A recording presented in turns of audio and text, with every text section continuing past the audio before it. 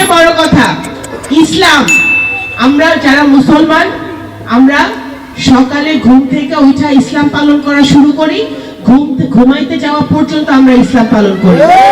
আমরা ইসলাম ধর্ম আমাদের হৃদয়, আমাদের আপাতমস্তক, আমাদের জীবনের প্রত্যেকটা অংশে ইসলাম জড়িত। আমরা ইসলাম ধর্ম পালন করি, ইসলাম ধর্ম বিক্রি করার জিনিস না। ধান্দাবাজি বা দখলবাজি বা টেন্ডারবাজি করে, চাঁদাবাজি করে, কাউকে গিয়ে চাঁদা চায়, কাউকে গিয়ে চাঁদা চায়, সে যেই ধর্মেরই হোক, সে যেই দলেরই হোক, সেই মতেরই হোক, চাঁদা চাওয়া একটা বেআইনি জিনিস, তাকে পুলিশে ধরে দিতে। আমি কোনোভাবেই, আমার বাপও এগুলো সহ্য করে নাই, বিএনপি এগুলো সহ্য করে না, আমিও সহ্য করব না।